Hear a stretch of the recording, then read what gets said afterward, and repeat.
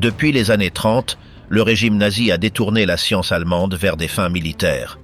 Les laboratoires sont passés de l'investigation à la production d'armes, de drogues et de systèmes de contrôle. De jeunes ingénieurs ont été recrutés pour concevoir des fusées, des gaz et des bombes téléguidées. Des entreprises comme IG Farben fabriquaient des plastiques synthétiques et des substances toxiques en utilisant des prisonniers comme main-d'œuvre. Des projets secrets ont été lancés dans des bases comme Peenemünde. Des missiles, des avions à réaction et des armes qui n'existaient pas dans d'autres pays ont été construits. Hitler croyait qu'une seule invention suffisait pour gagner. Pendant ce temps, les États-Unis, le Royaume-Uni et l'URSS cherchaient à s'approprier ces avancées avant qu'elles ne tombent entre les mains rivales. Des laboratoires entiers ont été vidés et des scientifiques nazis sont passés au service des puissances victorieuses. Mais si tant de pouvoir technique s'est concentré en un seul régime, pourquoi n'ont-ils pas réussi à le transformer en victoire réelle? À Berlin, durant les années 30, les jeunes talents trouvaient leur place dans les centres techniques de l'État. L'un de ces sites était le PTR, en quelque sorte l'homologue allemand du laboratoire de physique du Royaume-Uni. Dans sa section d'optique, un jeune homme soutenu par Lise Meitner, qui l'avait présenté à Otto Hahn, y est entré. Hahn, avec son humour particulier, jouait des mélodies distordues et demandait si c'était de la musique. Le nouveau technicien se concentrait sur la spectroscopie atomique et sur la mesure de la lumière avec une nouvelle échelle. Il essayait des choses encore et encore, bien que peu fonctionnaient. Il insistait parce que c'est ainsi qu'on apprenait. À la cafétéria, il partageait l'espace, mais les femmes chargées de calibrer les équipements, connues sous le nom de « les filles de la fièvre », restaient presque toujours à part. Bien qu'elles soient proches, le traitement restait hiérarchique. En même temps, Werner von Braun se distinguait déjà dans les questions de propulsion. Il avait de l'ambition, était sociable et savait se connecter avec les figures de pouvoir. Il avait une formation technique, mais il pressentait aussi ce que le régime voulait, un armement qui pourrait transformer le combat. Il n'a pas hésité à présenter ses propositions à l'armée, même si cela le plaçait sous son commandement direct. Pour von Braun, les fusées étaient le chemin vers l'avenir, non seulement en guerre, mais aussi en exploration. Mais l'urgence était de montrer qu'elles pouvaient servir dans le conflit qui approchait. C'est pourquoi il a accepté de se joindre au programme militaire qui cherchait à contourner les limitations d'armement imposées après la Première Guerre. L'armée a lancé un plan de missiles à longue portée. Les essais ont commencé à Kummersdorf, au sud de Berlin, dirigé par Walter Dornberger. Von Braun a rejoint l'équipe avec ses connaissances en aérodynamique et en carburant. Les essais initiaux étaient basiques, mais prometteurs. Les commandants ne voulaient pas d'idées, ils demandèrent des résultats. Des missiles qui volaient loin et touchèrent la cible. Von Braun, bien qu'il pensât à l'espace, s'est concentré sur l'accomplissement de la tâche. Son groupe a travaillé sur les modèles A1, A2 et A3 de plus en plus avancés. Il y avait des échecs, mais chaque tentative apportait quelque chose de nouveau. En 1936, la pression a augmenté. L'Allemagne accélérait le réarmement et il fallait un endroit plus grand et plus sûr pour poursuivre les essais. C'est ainsi qu'est né Peenemünde, une base cachée sur la côte de la mer Baltique. Toute l'équipe y a été envoyée avec de meilleures installations, plus de fonds et l'armée supervisant tout. Peenemünde est devenu le centre du programme de fusée. Il y avait des laboratoires, des zones d'essai et du personnel technique venu de différents points du pays. Von Braun était à la tête du développement technique. Dornberger gérait les relations avec les commandants. Tous deux savaient que c'était une priorité et qu'Hitler le considérait comme un enjeu clé. Le plan était de construire une fusée capable de transporter une charge explosive à plus de 300 km, impossible à arrêter. Ce fut le modèle A4, plus tard appelé FIMP 2. Avant, il y avait eu le V1, un avion sans pilote avec un moteur à impulsion. Le V2 était différent, un missile balistique, le premier de son genre. La physique, l'ingénierie et les mathématiques ont été utilisées pour le faire avancer. Pour le fabriquer en série, il fallait un réseau industriel parallèle. Des accords ont été signés avec Siemens, Telefunken et d'autres entreprises pour obtenir des pièces. IG Farben fournissait les carburants et les matériaux. Tout exigeait une précision absolue. Une erreur dans les calculs pouvait coûter le missile ou provoquer un accident. Avec le V2 sur le point d'entrer en service, la guerre était déjà en cours. Hitler a jeté son dévolu sur le projet, convaincu qu'il pouvait changer le cours des choses. Il a visité Peenemünde et a été impressionné. Il a approuvé plus d'argent et a demandé d'accélérer tout. Depuis lors, les SS ont pris les commandes du projet, avec Himmler surveillant chaque étape. Mais tout n'était pas simple. Le Fe2 nécessitait des matériaux rares, du personnel qualifié et des conditions techniques complexes. Les essais continuaient d'échouer. Certains lancements se passèrent bien, d'autres non. Von Braun et son groupe savaient que le succès total était encore loin. Pour aller de l'avant, on a eu recours à la main-d'œuvre forcée. Des prisonniers et des détenus ont été envoyés dans des usines souterraines pour travailler dans des conditions extrêmes. Beaucoup sont morts d'épuisement, d'accidents ou de punitions. Bien que cela vienne d'en haut, l'équipe technique savait ce qui se passait. Von Braun, lorsqu'il a été interrogé après la guerre, a dit qu'il ne pouvait rien changer. Mais sa présence constante dans les usines, ses promotions et son rôle clé montraient qu'il était impliqué. Il savait ce qui se passait et a accepté ces conditions pour poursuivre son travail. En 1944, le 5-2 a été lancé contre Londres. Il a atteint sa cible et a causé des dommages et des morts. Mais il n'a pas changé le conflit. Bien que ce fût une prouesse technique, il n'a pas modifié l'équilibre militaire. Il arrivait sans avertissement, mais était peu précis. Il ne pouvait pas inverser la situation, seulement semer la peur. Malgré cela, Hitler a maintenu son pari. Il a ordonné de continuer à fabriquer le Fe2, même si cela réduisait les ressources d'autres domaines. La propagande l'a présenté comme une avancée impressionnante, une preuve du talent allemand. Mais en pratique, il coûtait plus cher qu'il ne rapportait. Au final, les Alliés ont capturé des usines, détruit Peenemünde et récupéré des prototypes. Von Braun a fui vers le sud avec une partie de son équipe. Il savait que les Américains et les Soviétiques voulaient recruter des scientifiques. La connaissance technique était désormais le plus grand trésor. Von Braun s'est rendu aux Américains. Il a été emmené aux États-Unis par l'opération Paperclip. Là-bas, il a travaillé pour la NASA et a été une figure clé du programme spatial. Son lien avec les nazis a été caché par commodité. La recherche sur l'énergie atomique avançait également avec urgence. À partir de 1939, des scientifiques allemands ont formé un groupe secret appelé le Club de l'uranium. Ils voulaient comprendre s'il était possible de générer une réaction en chaîne en utilisant de l'uranium. Il y avait Walter Gerlach, Kurt Dibner, Werner Heisenberg et d'autres. Dibner, qui travaillait pour le ministère de l'Armement, était le lien avec les commandants. Heisenberg a expliqué dans un rapport que si l'on parvenait à isoler une quantité suffisante d'uranium-235, on pouvait provoquer une explosion. Mais le séparer de l'uranium commun était compliqué. De plus, il fallait maintenir la réaction stable et fabriquer le matériau en volume suffisant. Heisenberg a souligné que cela prendrait des années et le pays était en guerre. Le plan était de construire un prototype de réacteur. D'abord, ils ont utilisé du graphite, mais ça a échoué. Ensuite, ils ont opté pour de l'eau lourde, obtenue dans une usine en Norvège. En parallèle, ils étudiaient si le plutonium, un élément créé à l'intérieur du réacteur, servait d'explosif. Mais sans un réacteur fonctionnel, cette voie était également bloquée. Pendant ce temps, aux États-Unis, le projet Manhattan avançait avec des milliers de personnes, des fonds illimités et une coordination totale. En Allemagne, il n'y a eu ni direction claire ni soutien ferme.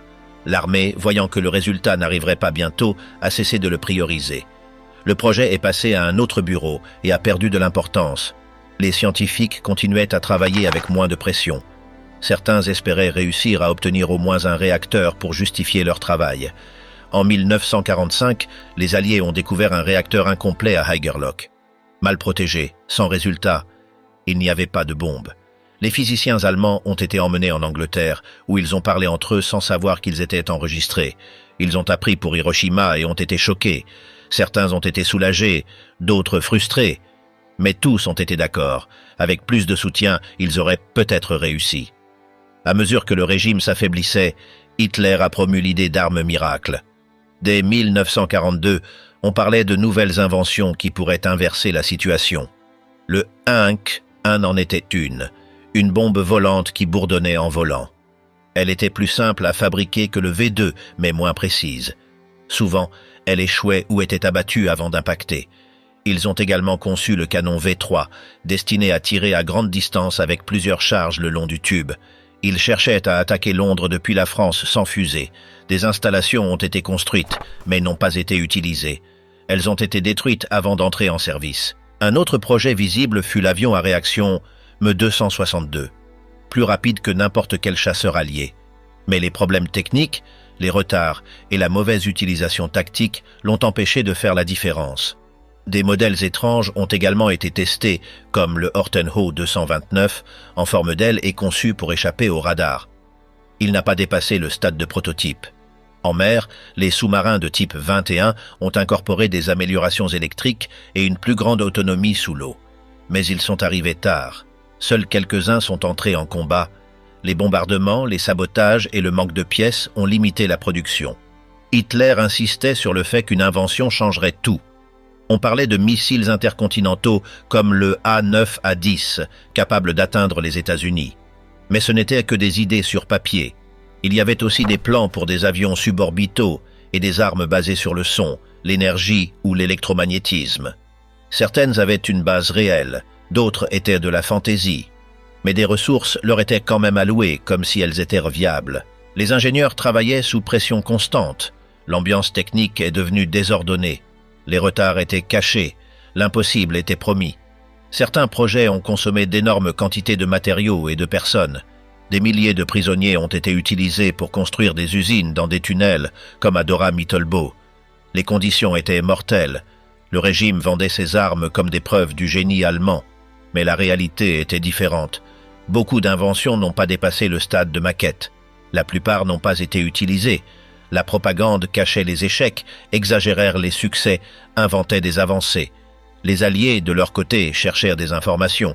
Ils envoyèrent des espions, récupérèrent des plans, analysaient des restes. Des opérations comme Alsos étaient chargées d'intercepter des scientifiques et de la technologie avant les soviétiques. Dans des zones comme Nordhausen, ils ont trouvé des maquettes, des équipements et des documents. Ils ont emmené des scientifiques pour travailler sur leur propre programme. Aux États-Unis et en Union soviétique, une partie du développement technique du futur a commencé là. La science dans le Troisième Reich n'était pas libre. Elle a servi un régime qui ne cherchait pas à comprendre, seulement à gagner.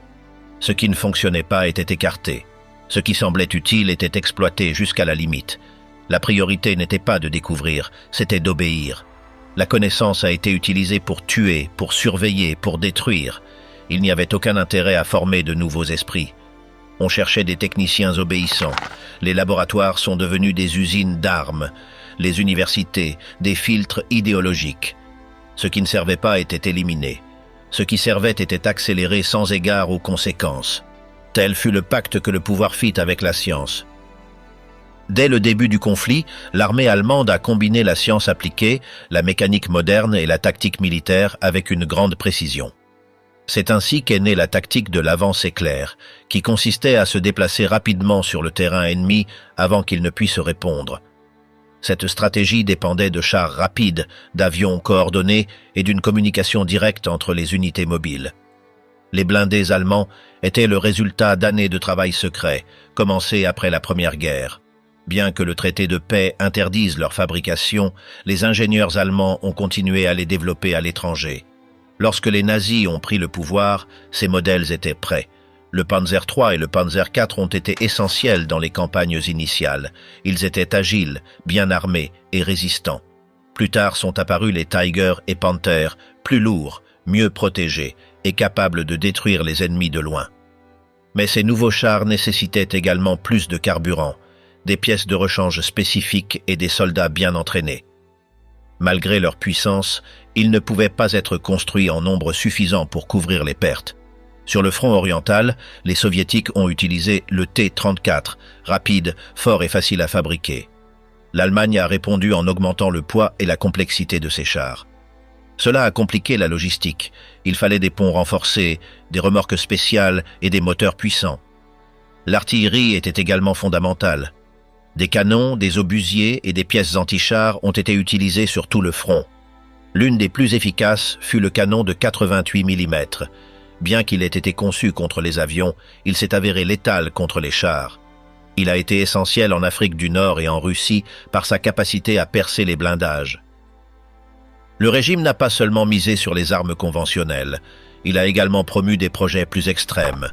Le canon Gustave, connu sous le nom de Dora, était un monstre fabriqué par Krupp. Il mesurait près de 50 mètres et tirait des projectiles de 7 tonnes. Il fallait des semaines pour le monter et des milliers de soldats pour le déplacer et le protéger. Il a été utilisé à Sébastopol, mais son impact réel a été minime. Il était lent, vulnérable et coûteux. En même temps, des armes personnelles plus avancées ont été développées. L'Allemagne a introduit le premier fusil automatique moderne, le Sturmgewehr 44. Il mélangeait la puissance d'une mitrailleuse avec la précision d'un fusil. Sa munition de portée moyenne et sa vitesse de tir le rendaient idéal pour les combats rapprochés. Il a servi de base à des modèles ultérieurs comme l'AK-47, mais il est arrivé tard et en petite quantité. Les ingénieurs créaient également des mines, des grenades, des lance-flammes et d'autres équipements portables. Chaque conception était testée au combat et modifiée selon les résultats, mais le rythme de la guerre dépassait la capacité d'adaptation. Beaucoup d'inventions n'arrivaient pas à temps ou étaient trop chères à fabriquer en masse. Dans les airs, la Luftwaffe a déployé des chasseurs et des bombardiers dotés d'une technologie moderne. Le Messerschmitt Bf 109 a été le chasseur principal au cours des premières années. Ensuite est venu le Focke-Wulf 190, avec plus de puissance et de maniabilité. Des bombardiers lourds ont été fabriqués, bien qu'ils n'aient pas atteint le niveau des Alliés. Vers la fin du conflit, l'Allemagne a lancé le premier avion à réaction opérationnelle, le Me-262. Il était plus rapide que n'importe quel avion allié, mais il était fragile, difficile à entretenir et nécessitait de longues pistes. De plus, il est apparu tard et en petite quantité. Il n'a pas réussi à changer l'avantage aérien des Alliés, déjà consolidé depuis 1944. Toutes ces machines provenaient d'un vaste réseau industriel. Des entreprises comme Krupp, Messerschmitt et Henschel concevaient et assemblaient des équipements. Des milliers de travailleurs forcés étaient contraints de travailler dans les usines sous contrôle militaire. Ils subissaient des journées épuisantes, la faim et des punitions. Sans cette main-d'œuvre, l'industrie militaire se serait arrêtée plus tôt. Le régime a également misé sur de nouveaux matériaux. Des métaux plus légers, des carburants synthétiques et des systèmes de refroidissement ont été étudiés. Les laboratoires travaillaient sous pression avec des délais très courts. Certaines avancées ont été utilisées, d'autres sont restées à l'état de test. Le manque de ressources et la précipitation limitaient l'innovation réelle. En matière de communication, des radios portables, des systèmes chiffrés et des réseaux entre unités mobiles ont été développés. Cela a permis la coordination lors des premières offensives, mais les Alliés ont brisé plusieurs de ces codes, ce qui leur a donné un avantage dans des batailles clés. Au milieu de cet effort militaire, une guerre silencieuse se déroulait également, celle des codes. Avant le début du conflit, l'Allemagne avait déjà créé des agences pour intercepter les messages ennemis. Il y avait au moins 7 bureaux cryptographiques. Chacun répondait à une institution distincte, l'armée, la marine, le ministère des Affaires étrangères ou l'aviation.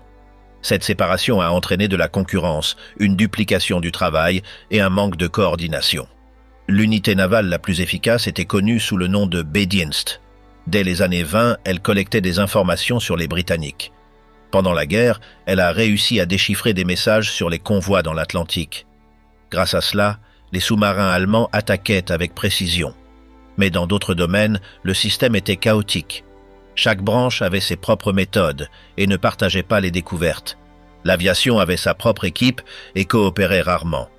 Même au sein de l'armée, plusieurs bureaux tentaient de résoudre les mêmes codes sans communiquer. L'un des dispositifs clés était la machine Enigma.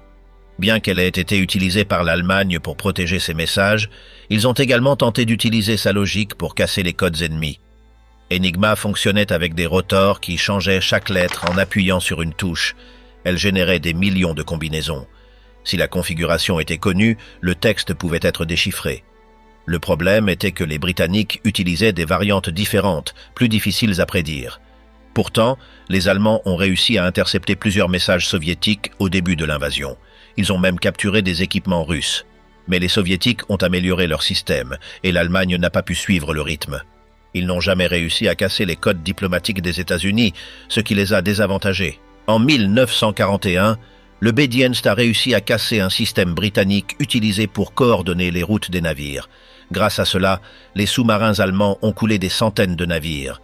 Mais cet avantage n'a pas duré. Au lieu de centraliser cette information, les bureaux ont continué à travailler séparément.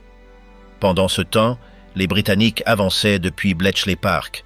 Alan Turing et son équipe ont cassé la version navale d'Enigma. Ils anticipaient ainsi les mouvements de la marine allemande. Les nazis, confiants, ne changèrent pas leur protocole fréquemment.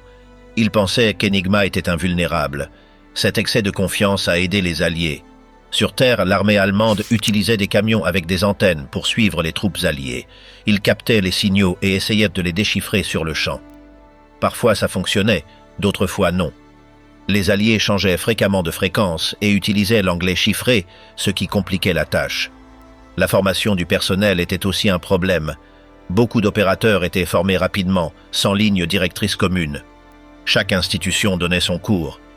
Parfois, les experts se retrouvaient dans des bureaux et les novices allaient au front. Cela réduisait la qualité du travail. De plus, la technologie ennemie était sous-estimée. Tandis que les Britanniques utilisaient des statistiques et des machines automatiques, l'Allemagne restait avec des méthodes traditionnelles.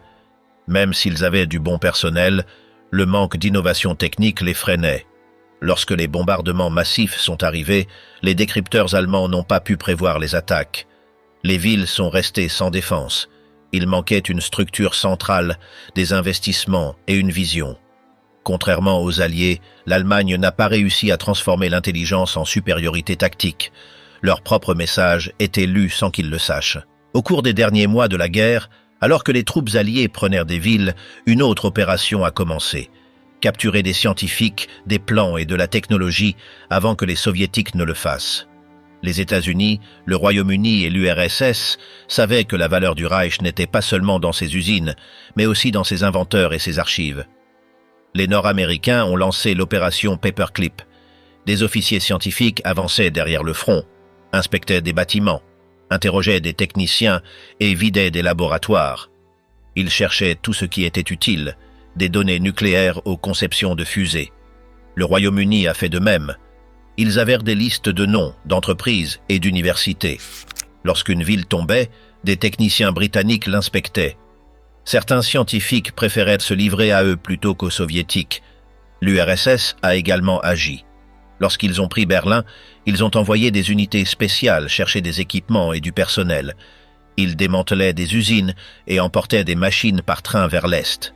Les États-Unis, de leur côté, ont activé l'opération Paperclip. Bien qu'elle ait commencé comme une évaluation de techniciens ennemis, elle est devenue un réseau de recrutement. Ceux qui étaient utiles voyaient leur passé effacé, étaient sortis du pays et recevaient un emploi. Le cas le plus connu est celui de von Braun. Bien qu'il ait travaillé pour les SS et développé le V2, il a été emmené aux États-Unis. Il a collaboré avec l'armée puis avec la NASA. Des médecins, des chimistes, des experts en radar et en aviation ont également été emmenés. Beaucoup sont entrés dans des laboratoires privés ou ont intégré l'armée de l'air. Leurs antécédents ont été modifiés pour qu'ils puissent rester. L'objectif était de prendre de l'avance sur les soviétiques. Le Royaume-Uni a également recruté des techniciens allemands, certains seulement pour des semaines, d'autres pour plus longtemps. Dans la zone soviétique, les scientifiques ont été emmenés à Moscou. Ils travaillaient sous surveillance et ne pouvaient pas sortir. De nombreux développements russes ultérieurs ont été basés sur ces connaissances capturées. En plus des personnes, des bibliothèques, des archives et des musées techniques ont été vidés. Des plans, des échantillons, des prototypes ont été emportés. Des universités ont perdu des collections entières. Des entreprises comme Siemens ou IG Farben ont été démantelées. Des documents ont révélé des études sur les armes chimiques, les carburants, les radars et plus encore. Bien qu'ils n'aient pas gagné la guerre, leurs idées restaient utiles. En Occident, ces découvertes ont été utilisées par des universités, des industries et des militaires. Certaines brevets ont été enregistrés sous de nouveaux noms. En URSS, elles ont été intégrées à leur plan militaire. Ce que l'Allemagne n'a pas pu achever, d'autres l'ont terminé. Le butin était technique, mais aussi humain. Certains scientifiques ont été rejetés, d'autres oubliés. Beaucoup ont continué à travailler. Leur passé est resté caché. Ce qui comptait, c'était ce qu'ils savaient, pas ce qu'ils avaient fait. Alors que les Alliés démantelèrent des usines, collectaient des plans et emmenèrent des scientifiques, l'une des entreprises les plus actives durant le régime était exposée, IG Farben. Ce n'était pas une entreprise ordinaire. Elle était formée par l'union de géants chimiques comme Bayer, BASF et Hoechst. Dès les années 20, elle développait des produits pour l'industrie pharmaceutique, agricole et énergétique. Pendant le nazisme, sa relation avec le pouvoir est devenue directe. Non seulement elle obtenait des contrats, mais elle participait à la planification technique de projets clés pour le régime. Dans la région de Buna, près d'Auschwitz, IG Farben a construit une énorme usine pour fabriquer du caoutchouc synthétique et des carburants artificiels. Ils ont choisi cet endroit pour la proximité du train et la disponibilité de main-d'œuvre gratuite. Les travailleurs étaient des prisonniers du camp, forcés de travailler dans des conditions extrêmes, sans paiement, avec peu de nourriture et sous le contrôle des SS. Des milliers sont morts par épuisement, punition ou maladie. L'entreprise savait ce qui se passait. Ce n'était pas un groupe isolé de directeurs. Ingénieurs, techniciens et responsables de laboratoire étaient impliqués. L'objectif était de maintenir la production, sans importer le coût humain. En plus d'exploiter les prisonniers, IG Farben a distribué des produits chimiques utilisés dans les camps. Le plus connu fut le Zyklon B, fabriqué par une autre entreprise contrôlée par eux. Bien qu'il ait été créé comme pesticide, il a été adapté comme gaz pour extermination. IG Farben avait une participation directe et savait pourquoi il était utilisé. Après la guerre, 24 de ses hauts dirigeants furent jugés à Nuremberg dans un procès séparé du jugement principal. Il y avait des responsables de production, des chimistes et des économistes. Tous connaissaient ce qui se passait. Certains avaient visité les usines et les camps. Les preuves incluaient des actes internes où l'on parlait ouvertement de l'utilisation de prisonniers comme s'ils étaient des outils. On discutait de leur rendement, de leur usure, et quand il était nécessaire de les remplacer. Des contrats signés entre l'entreprise et les SS, avec des paiements fixes pour chaque travailleur, furent également trouvés. L'un des accusés les plus connus fut Fritz Termier. Il dirigeait l'expansion industrielle d'IG Farben et avait des informations directes sur les conditions dans l'usine de Buna. Il fut condamné à 7 ans, mais il sortit avant et retourna travailler dans l'industrie chimique. D'autres accusés reçurent des peines mineures ou furent acquittés. Beaucoup reprirent des postes importants après la guerre. Le cas d'IG Farben montra que la science ne fut pas seulement utilisée pour faire des armes, mais aussi pour soutenir un système d'exploitation et d'extermination. Il ne s'agissait pas d'avance pour des fins militaires, mais de technologies appliquées au contrôle et à l'élimination. L'entreprise ne fabriquait pas seulement des produits, mais effectuait également des tests médicaux dans les camps. Des médicaments, des vaccins et des traitements expérimentaux furent utilisés sur des prisonniers. Les résultats furent analysés et partagés entre les départements. Dans beaucoup de cas, les effets furent graves ou mortels. Dans Auschwitz, IG Farben avait ses propres laboratoires. De là, la qualité des composés était contrôlée, des tests de résistance étaient effectués et des effets secondaires étaient évalués. La collaboration avec les SS était constante. Ils ne se limitèrent pas à vendre des produits, ils participaient en tant que partenaires techniques. Dans ce contexte, la science a cessé d'être un outil neutre. Elle est devenue une partie de l'appareil de répression. L'impact d'IG Farben était aussi industriel. Lorsque les ressources naturelles ont commencé à se raréfier, sa technologie a permis de continuer à fabriquer des carburants, des plastiques et des métaux synthétiques. Leur travail fut essentiel pour maintenir l'effort de guerre, mais ils ont aussi aidé à organiser les camps, à calculer l'utilisation de la main-d'œuvre esclave et à optimiser les processus internes. Des méthodes scientifiques ont été appliquées pour décider comment utiliser au mieux les détenus. Après la guerre, IG Farben a été démantelé. Ses actifs ont été répartis entre les entreprises originales, qui sont revenues sur le marché avec de nouveaux noms. Bayer a recommencé à fonctionner comme une société indépendante. Beaucoup de ses anciens dirigeants ont conservé des liens avec le régime. Bien que certains aient été accusés, la majorité a continué à travailler sans conséquence. L'histoire d'IG Farben a marqué un point clé. La science moderne peut être utilisée pour le contrôle absolu si elle n'est pas limitée par des normes éthiques claires. Pendant ce temps, le régime nazi tentait de justifier ses crimes en utilisant des termes médicaux. Il disait que leurs décisions étaient basées sur des études scientifiques. Il parlait d'hygiène raciale, de sélection génétique, de nettoyage biologique. Cela a servi à déguiser des politiques d'extermination avec des mots techniques. Les universités ont été soumises à un contrôle. Des professeurs juifs, communistes et opposants ont été expulsés. Les publications scientifiques ont été censurées. Seules les idées qui correspondaient à l'idéologie officielle étaient autorisées. Même dans des domaines comme la physique, le régime a promu des versions nationalistes. Les théories étaient rejetées si elles provenaient de scientifiques juifs, quelle que soit leur valeur réelle. Des figures comme Einstein ont été écartées simplement en raison de leur origine. À leur place, des chercheurs alignés sur le parti étaient soutenus, même s'ils avaient des propositions dépassées. La priorité n'était pas la vérité scientifique, mais l'obéissance. La médecine aussi était contrôlée.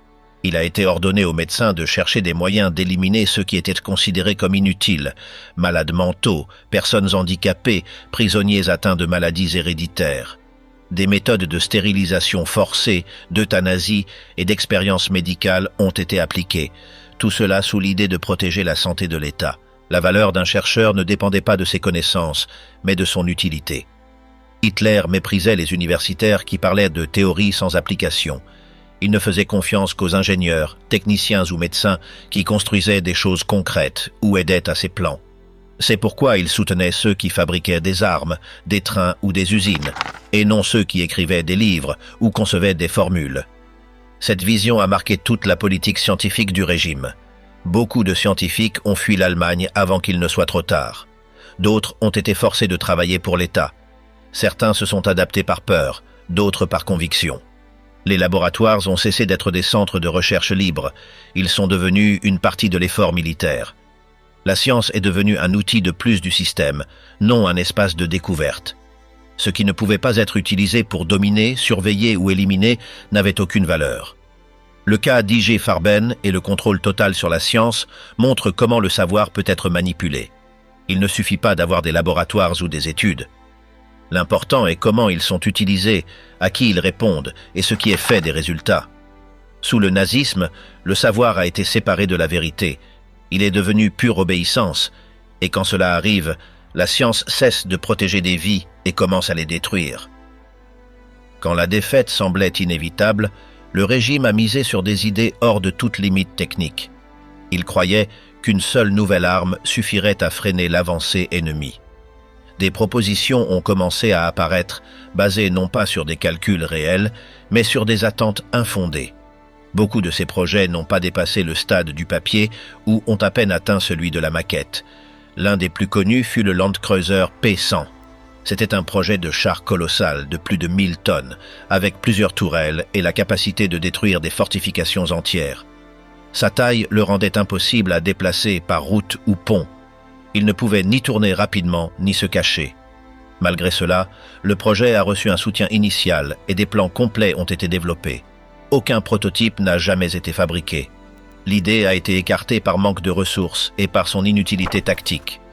Un autre concept fut le Silbervogel, un avion en forme de planeur qui devait atteindre l'orbite partielle, traverser l'océan et attaquer des villes ennemies depuis l'espace.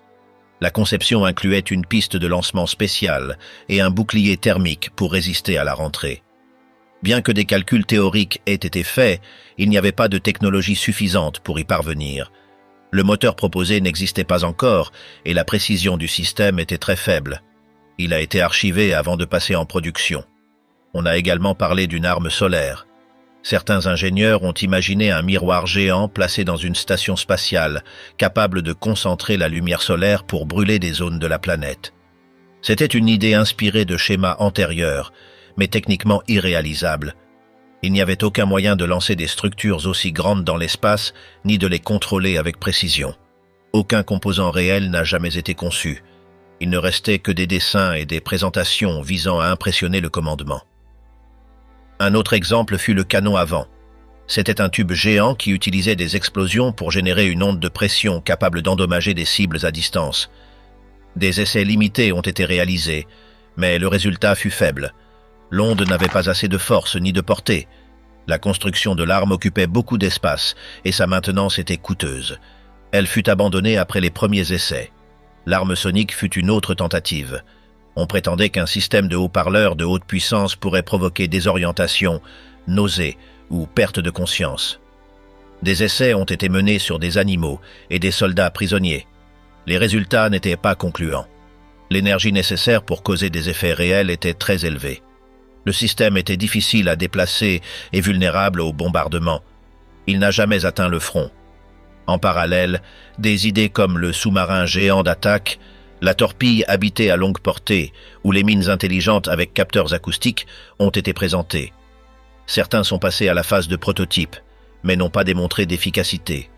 La plupart nécessitaient des matériaux qui étaient déjà rares ou des équipements qui n'existèrent pas. Les rapports internes exagéraient les capacités pour ne pas perdre de budget. Le régime a également soutenu des théories pseudo-scientifiques. Certains cercles promouvaient l'utilisation d'énergie libre, de rayons invisibles ou de dispositifs qui altéreraient la gravité. Des groupes proches du parti ont tenté de créer des machines qui violaient les lois fondamentales de la physique. Ces propositions étaient acceptées tant qu'elles étaient présentées comme des solutions rapides. Des résultats vérifiables n'étaient pas exigés, seulement des promesses. Les hauts commandements ne faisaient pas de distinction entre les projets réels et les fantasmes. Beaucoup de généraux n'avaient pas de formation technique. Les décisions étaient prises par intuition ou affinité idéologique. Si une idée semblait spectaculaire, elle recevait du soutien. Si un ingénieur remettait quelque chose en question, il pouvait être accusé de sabotage. Cela a conduit au soutien de propositions sans fondement, tandis que les projets utiles étaient mis de côté. La pression sur les scientifiques augmentait. Certains inventeurs mentaient dans les rapports pour éviter les punitions. D'autres fabriquaient de fausses maquettes pour simuler des avancées. Des présentations théâtrales étaient organisées pour montrer des armes qui ne fonctionnèrent pas.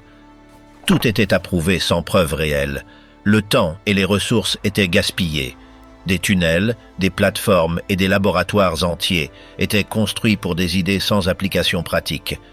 On est même allé jusqu'à planifier la construction de forteresses mobiles, de structures flottantes armées et de plateformes de défense aérienne suspendues par des ballons. Le manque de logique n'avait pas d'importance. L'important était de maintenir l'illusion que la solution était proche. On évitait d'accepter que la guerre était déjà perdue.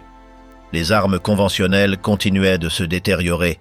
Il manquait des pièces de rechange, le carburant se faisait rare et les soldats ne recevaient pas suffisamment d'équipement. Malgré cela, le commandement continuait de financer des projets comme le mortier géant de 1000 mm qui ne tirait qu'un seul projectile et nécessitait plusieurs jours pour être préparé. Il était peu pratique, lent et facile à localiser. Il n'a jamais été utilisé avec succès. Le programme de missiles a continué de croître sur une base instable. Malgré les échecs précédents, de nouvelles fusées avec une portée plus longue étaient promises. Les plans étaient de plus en plus ambitieux, mais les ingénieurs n'y croyèrent plus. Beaucoup savaient qu'il n'y aurait ni le temps de les terminer, ni les ressources pour les produire. Ils n'étaient présentés à Hitler que comme des symboles de résistance technologique. La propagande montrait ces inventions comme des signes de force. Des dessins, des schémas et des noms imposants étaient publiés. Les Wunderwaffen sont devenus des promesses vides répétées dans les discours et les affiches. On disait que chacune était l'arme définitive, mais sur le front, rien ne changeait. Les Alliés continuaient d'avancer et la situation empirait. Avec l'effondrement du régime, ces projets ont été abandonnés. Les Alliés ont trouvé des salles vides, des tubes incomplets, des pièces détachées et des plans inachevés. Beaucoup des prétendues inventions ne sont jamais sorties du papier. D'autres n'étaient que des illusions. Certains scientifiques ont été interrogés, mais n'ont pas pu prouver que leurs armes fonctionnaient. Rétrospectivement, ces projets n'étaient pas seulement un gaspillage. Ils reflètent comment un système peut perdre le contact avec la réalité. Quand tout est dirigé par l'idéologie, la science cesse de chercher des solutions et devient un acte d'obéissance. Les armes impossibles n'étaient pas le produit d'une créativité débordante, mais d'un désespoir sans issue.